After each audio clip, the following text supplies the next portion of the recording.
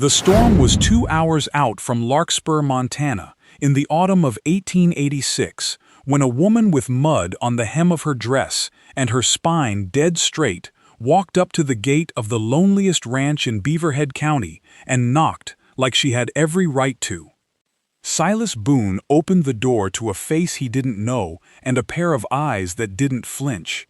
He would tell people later, though not for a long while, and not easily, that he had expected to send her away inside of a minute. That was the plan. He had a ranch to run, a storm coming in off the Pintlars, and no patience left in him for strangers at his door. Instead, before that hour was out, he heard himself say something he hadn't planned to say, hadn't rehearsed, and would spend the rest of that winter meaning more than he knew how to admit out loud. And what happened in the months that followed didn't just save his ranch. It gave a dead house back its pulse. Hit that like button. Drop your city in the comments. I want to know where you're watching from tonight. Now let's ride. Larkspur was the kind of town that had been built fast and had never quite finished deciding what it was. One main street, a mercantile, a saloon that did more business than the church, and a scattering of ranches spread out across a valley that the mountains held the way a hand holds something it isn't sure it wants to keep. Clara Whitmore arrived on the Tuesday stage with a small valise, an old sewing kit that had been her mother's, and a leather-bound ledger book that had been her father's. She was 28 years old. She was not hungry. She was not, strictly speaking, desperate, but she had reached the particular stretch of road where a person stops counting the miles behind them and starts counting the ones still ahead, because the ones behind no longer bear thinking about. Her father, Thomas Whitmore, had kept books for half the county before he kept them badly for himself. He had died in March, owing more than the farm was worth, and by June, the bank in Helena had taken the land, the stock, and the house Clara had been born in. She had sold what could be sold. She had buried her father under a cottonwood tree on a piece of ground that no longer belonged to her, and she had come to Larkspur because the stage went there and because a woman traveling alone needs a reason that sounds simple when she says it out loud. The reason she gave herself was work. She had her father's ledger in her valise, the one habit of his she had inherited cleanly, without the debts attached. On the inside cover, in his careful hand, was a single line he had said to her more than once and had written down only at the end, when his hands had started to shake. Numbers don't lie, Clara, but men do. She did not fully understand, in March, how often she would need to remember that. The mercantile owner looked at her dress, which was clean but worn thin at the cuffs, and told her he had no positions. The saloon owner looked at her the other way, the way that made her decide within 4 seconds that she would rather go hungry, and told her the same thing with considerably less respect in his voice. The women outside the church were kind in the particular way that costs nothing and offers nothing, and one of them, without quite meaning to be unkind, said what 3 other people had already implied. "A woman traveling alone, dear. People do wonder." Clara had heard that wondering before. It followed unmarried women the way weather follows mountains, not chosen, not personal, simply a fact of the terrain. The mercantile owner looked at her dress, which was clean but worn thin at the cuffs, and told her he had no positions, though his eyes lingered on her valise a beat too long, the way men look at things they've decided not to want out loud. The saloon owner looked at her the other way entirely, the way that made her decide within 4 seconds she would rather go hungry than take anything he was offering, and told her the same refusal with considerably less respect in his voice. At the feed store, a heavy-set man behind the counter didn't even look up from his ledger. "Don't hire women," he said. "Nothing personal in it." "It's entirely personal," Clara said. "You've simply decided not to notice." He looked up at that, surprised enough to actually meet her eyes, and said nothing further, which Clara counted as the nearest thing to a victory she'd managed all week. By Thursday, she had asked at 11 places. By Thursday evening, she was sitting in the front parlor of Eliza Pruitt's boarding house, not as a guest exactly, since she couldn't yet pay for the room, but as a woman Eliza Pruitt had decided to feed first and interrogate second. "You keep books," Eliza said. It wasn't a question. She had seen the ledger. "I do." "You cook?" "Enough not to starve anyone." Eliza Pruitt was somewhere past 50, built like a woman who had moved furniture her whole life and intended to keep doing so, with a voice that could strip paint, and a heart she kept as carefully hidden as Clara kept her own pride. She looked at Clara for a long moment over the rim of her coffee cup. "There's a man out past Cutbank Creek," she said finally. "Name of Silas Boone, runs near 4,000 acres and 800 head, and hasn't had a soul in that house but himself for going on 6 years. His men won't say it, but that place needs a woman worse than it needs another hand, and it needs a hand plenty. Why hasn't he hired one? Because nobody in this town would send a woman out there alone, and he's too stubborn to come looking for one himself." Eliza refilled the coffee she hadn't offered to refill for anyone else that week. "Man like that doesn't need a miracle, people say. He needs an act of God." Clara turned that over. "And you think I'm the second one?" "I think," Eliza said, "you're the kind of woman who doesn't wait around for either." She rode out the next morning in a wagon Eliza arranged with the feed store, 4 miles of hard road under a sky the color of a bruise just starting to yellow. The storm Eliza had warned her about was still 2 days off, everyone said, but the wind already carried the smell of it, cold and iron and rain that hadn't fallen yet. The Boone Ranch sat at the end of a long approach, a good house once, still sound in its bones, but with the particular stillness of a place that has stopped expecting anyone. The porch rail had a board missing. The curtains she could see through the front window had faded to the color of old newspaper. Smoke came thin and gray from one chimney out of 3. She knocked. Silas Boone opened the door. He was a big man, not gone soft, the way some big men go soft past 40, but weathered the way good rope is weathered. Still strong, just harder to bend. Dark hair going gray at the temple. A face that had stopped explaining itself a long time ago, the kind of face that made strangers speak carefully and made children stare. He looked at her the way a man looks at a fence post that's appeared somewhere it has no business being. "Help you?" "I heard you needed help," Clara said. "I need men who can ride fence and lift feed sacks." "Then you need someone who can keep those men fed, keep your books straight, and stop your pantry from rotting before winter." Something moved behind his eyes, not quite surprise, more like a man recalculating a sum he'd thought was already settled. "I'm not asking for charity," Clara said, before he could send her off, because she had learned in 11 doorways that week exactly how fast a door could close. "I'm asking for work." Silas looked at her hands. She turned them over without being asked, calloused, scarred at 2 knuckles, a burn mark along the left wrist from a stove that had gotten away from her more than once. Not a lady's hands, a working woman's hands. "Can you cook?"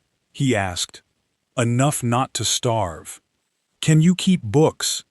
She took her father's ledger from her valise and held it out, not as an offering, as evidence.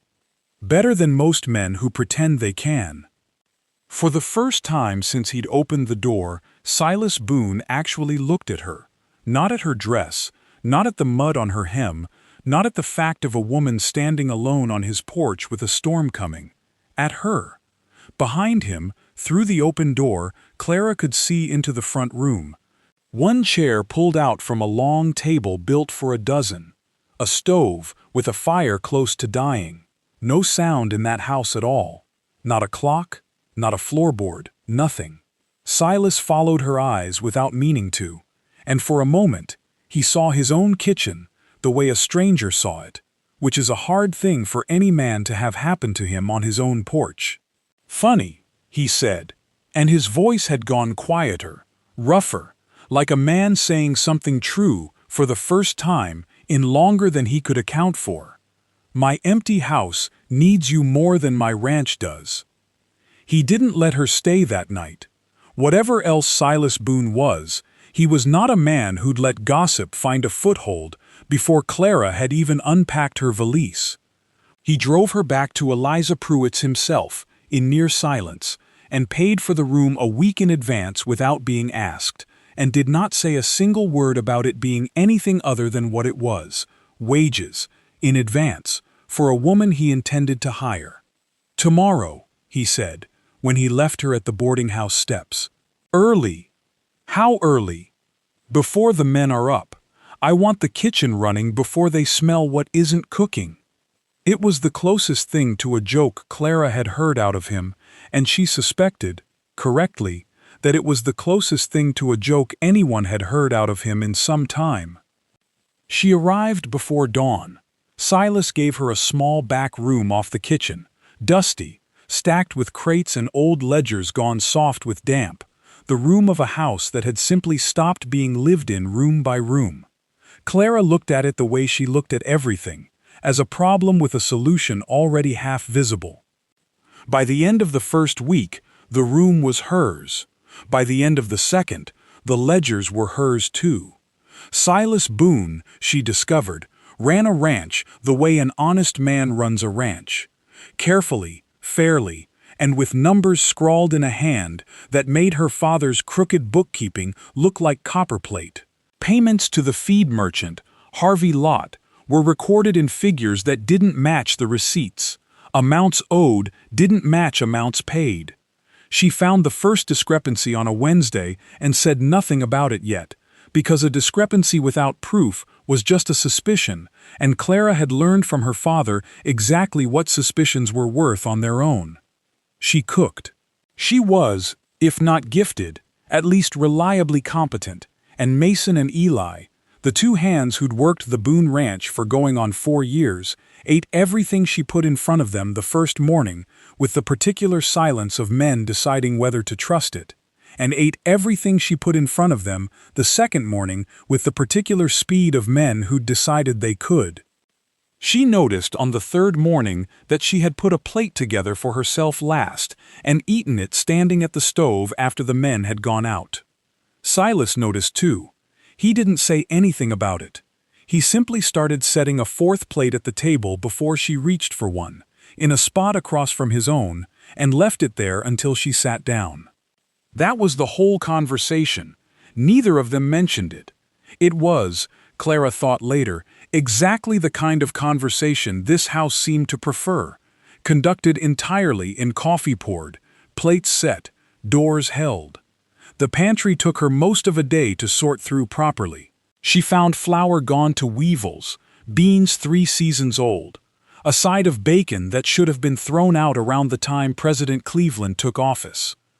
She hauled the ruined stock out to the yard in a washtub and stood there with her hands on her hips while Silas came around the side of the barn and took in the sight of it. "I'm one man," he said. "Didn't figure it mattered much." "A house starts dying in the pantry," Clara said, "long before anyone notices the roof."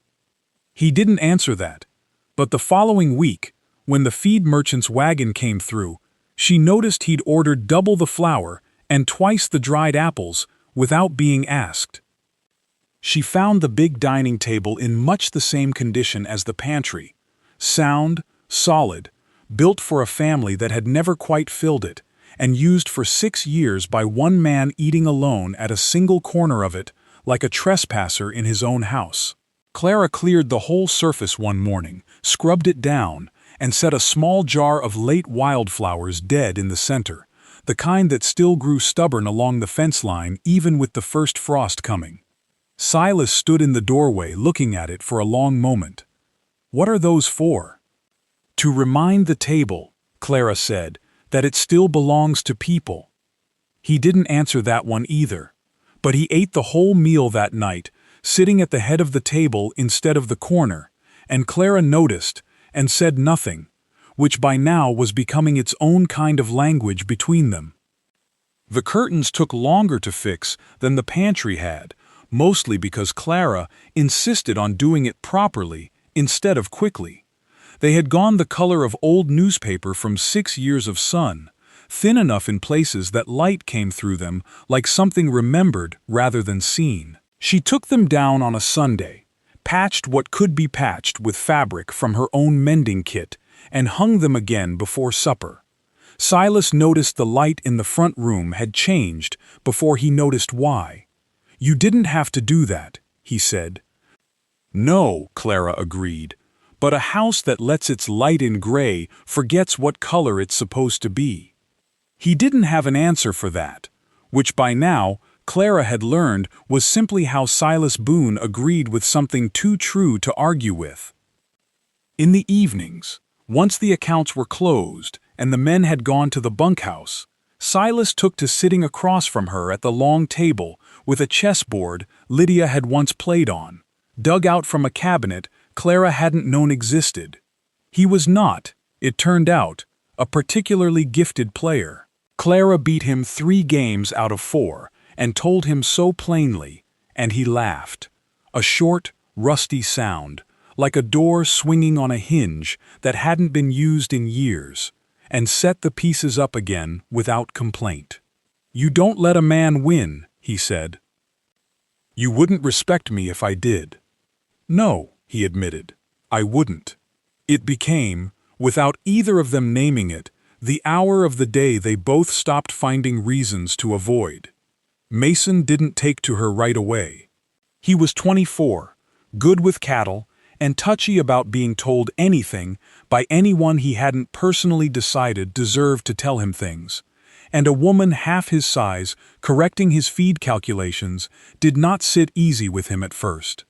"Boss," Mason said one morning, loud enough for Clara to hear from the pantry, "not sure we need a woman doing sums on us." "The woman," Silas said, without looking up from his coffee, "caught $11 of Harvey Lott's shorted weight in your feed sacks last week, that neither of us caught in 4 years. You want to keep arguing, or you want to keep eating." Mason kept eating. By the 2nd month, he was bringing his own tally sheets to Clara before he brought them to Silas, and by the time the first real snow came, he'd stopped calling her the woman and started calling her Miss Whitmore, which in Mason's vocabulary amounted to something close to reverence. She found the trunk in November, in the back room she'd claimed for her own, tucked beneath a shelf she hadn't cleared yet. It was locked, but the key was in it, the way people leave keys in things they've stopped being afraid of and started simply avoiding. Inside were a woman's dresses, carefully folded, a hairbrush, a small framed photograph gone soft at the edges. She didn't open the dresses further. She didn't touch the hairbrush. She wiped the dust from the trunk's lid, closed it, and put it back exactly where she'd found it. Silas found her doing it. He stood in the doorway with an expression she hadn't seen on him yet. Not anger, something closer to bracing for a wound that hadn't landed. "That was Lydia's," he said. "My wife. She's been gone 6 years this January. Fever took her in a bad winter, same one that took half the Cutbank Valley." "I didn't touch what wasn't mine," Clara said. Something in his shoulders came down, slow, like a man setting a weight he'd been carrying so long he'd forgotten it was a weight. "That's more respect," he said, "than grief usually gets around here." He didn't say anything else. He didn't need to. Clara understood, standing there, that she had just been trusted with something larger than a ledger. The trouble with Harvey Lott had been coming for a long time before it finally came due. Harvey ran the feed and grain concern that supplied half of Beaverhead County, and he was also, as Clara discovered from her father's own hand 3 weeks into her work at the Boone Ranch, the man who had bought up her father's debts in the last bad year, the same debts that had cost her the family farm. She hadn't known that when she'd arrived in Larkspur. She knew it now, and the knowing sat in her like a stone she carried without setting down. Harvey found out, the way men like Harvey always find out, that the Whitmore girl was keeping books out at the Boone place. He found her in town on a Saturday at the mercantile counter, and he said what he'd clearly been saving up to say, loud enough for 6 people to hear it. "A woman who couldn't keep her own father's land," Harvey said, "shouldn't be trusted keeping another man's ranch." The store went quiet. Clara felt the old shame rise in her, the specific, useless shame of being reduced in public to the worst year of her life, and she opened her mouth to answer for herself, because she had never once in her life waited for a man to answer for her. She didn't get the chance. Silas Boone had come in behind her, unnoticed, for feed nails, and his voice cut across the store before hers did. "She doesn't stand in my house because she needed pity," Silas said.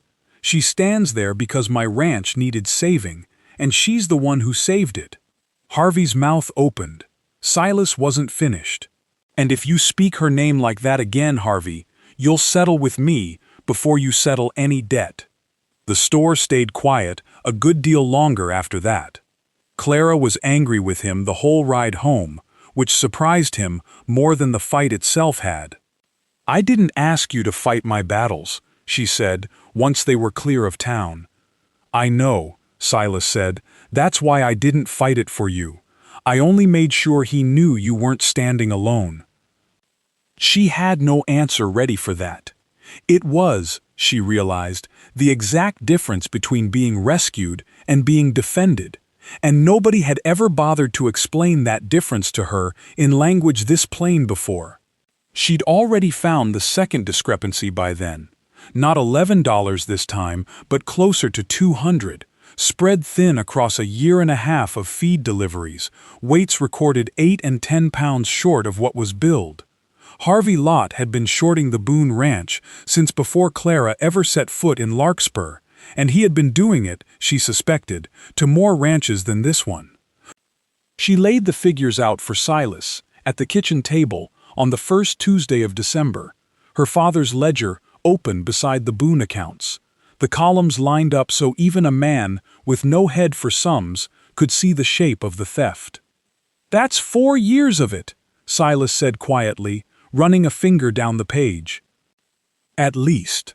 You want to know what I want to do about it?" "I already wrote the letter," Clara said, and slid a second sheet across the table. A formal accounting, addressed to the county assayer's office, with every discrepancy documented, dated, and signed. Silas looked at her for a long moment. "Your father would have been proud of that ledger." "My father," Clara said, "would have been proud that I finally learned when to use it." The storm came the second week of December, and it came the way Montana storms come when they mean business. 3 days of snow that turned the road to Larkspur into a rumor and buried the north fence line under drifts taller than Mason. The men panicked first, the way men do when they've spent a season not quite believing a woman's numbers could matter this much. Feed was short. The herd was scattered across 2 pastures instead of gathered into one, and nobody had checked the count since before the snow started falling in earnest. Clara had already run the numbers 3 weeks earlier. In a quiet hour, nobody had noticed her taking. "We moved the herd into the south barn tonight," she said, laying out the plan at the kitchen table, with the whole crew crowded around it, Silas included. "Eli takes 20 head to the lower shelter. We cut the spoiled feed from the good and stretch what's left with the bran. Harvey's shorting wouldn't have covered us for anyway, and we trade 200 pounds of hay to the Aldous place for the salt lick we're short on. That gets us through to the thaw, with margin to spare." Mason looked at Silas. Silas looked at Clara. "You heard her," Silas said. "Move." They worked through the night, and half the next day. Clara, out in the snow, alongside the men, with a lantern and a tally sheet, calling counts across the wind, cutting spoiled feed with her own hands, because there was no time to be delicate about who did what. By the time the storm broke on the third morning, every head of Boone cattle was accounted for. The barn was standing, and the ranch that half the county had quietly written off years ago as a dying man's dying operation had come through a Montana blizzard without losing so much as a calf. She hadn't come there asking to be saved.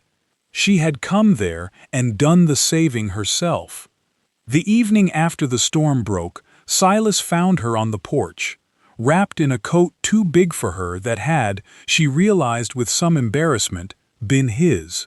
Light spilled out through the windows behind them, warm and yellow and constant in a way that house had not managed in 6 years. Inside, Mason and Eli were still eating supper at a table set for 4 instead of 1, and the smell of bread Clara had baked that morning still hung in the cold air. "When you came to my door," Silas said, "I thought you were asking for work." "I was." "No." He turned to face her properly. "You were answering a prayer. I was too stubborn to speak out loud." Clara didn't let that land too easily. She had learned, over 28 years, exactly what it cost a woman to be needed only for her usefulness, and she was not going to spend the rest of her life being that for any man, however kind his coffee pouring had gotten. "I won't stay in a house," she said, "where I'm wanted only because I'm useful." Silas didn't flinch from that. If anything, something in his face settled, like a man who had been waiting for exactly that sentence so he could finally say the one he'd been carrying. "Then stay," he said, "because I want you when there's no work left to do." He didn't get down on one knee. That wasn't Silas Boone, and it wouldn't have suited either of them. He simply stood there on the porch, in the cold, snow still shining blue, in the last of the evening light, and said it the only way he knew how to say anything that mattered. "Clara Whitmore, this house was empty before you.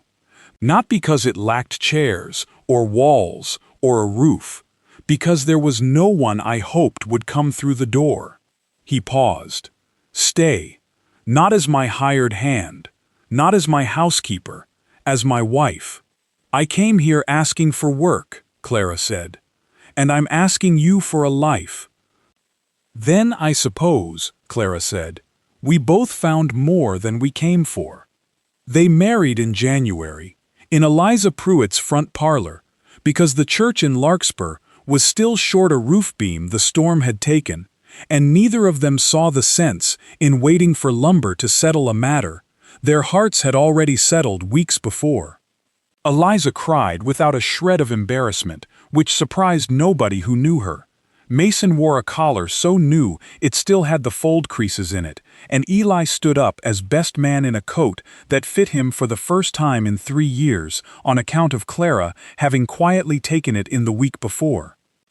Harvey Lott was not in attendance. His accounts were, by then, the subject of a county assayer's inquiry that would eventually cost him his contract with half of Beaverhead County, and he had, in the way of men like Harvey, discovered urgent business elsewhere. 2 years on, the kitchen of the Boone Ranch filled every morning with a light Clara had once thought that house incapable of holding. Her father's ledger sat open on the long table most mornings still, force of habit more than necessity now, since the books ran clean and had for 2 years running. On the inside cover, beneath her father's careful hand, Silas had added a line of his own, in ink gone only slightly crooked from a man more comfortable holding a branding iron than a pen. "Numbers don't lie, Clara. But men do. Some men learn." 2 children who had lost their people to the same hard winter that had taken half the valley's parents in one bad season now had a room at the top of the stairs. Their names were Daniel and Rebecca, 8 and 6, brought out from the county home in Helena the spring after the blizzard. At Clara's asking and Silas's immediate agreement. The kind of agreement, she'd noticed, that a man only gives that fast when he's already decided something in his heart long before his mouth catches up to it. Clara had added their names, in her own hand, to the front of that same ledger where a family's accounts are properly kept, right below the line that read, Boone, Silas, and Clara, married January 1887. Rebecca had taken to setting the table each morning without being asked. 4 plates, and then, gradually, 6, then 8 when Mason and Eli started staying to breakfast more often than not. Daniel had taken to following Silas out to the barn before light, the same way Clara imagined a boy might follow a father he'd never had the chance to know, and Silas let him, patient in a way that surprised even himself. The table sat 12 most Sundays, filled with hands and neighbors and the particular noise of a house that has remembered, after a long silence, exactly what it was built for. She had come to that ranch asking for work, but by winter, she had done something no hired hand could ever have done. She had made an empty house remember how to be a home. This has been Saddlelight Stories. If this story warmed something in you, hit that like button, subscribe for more, and tell us in the comments, did you know from that first knock on the door that Clara was exactly what that house needed? There are more stories like this one waiting for you. Until next time, keep riding.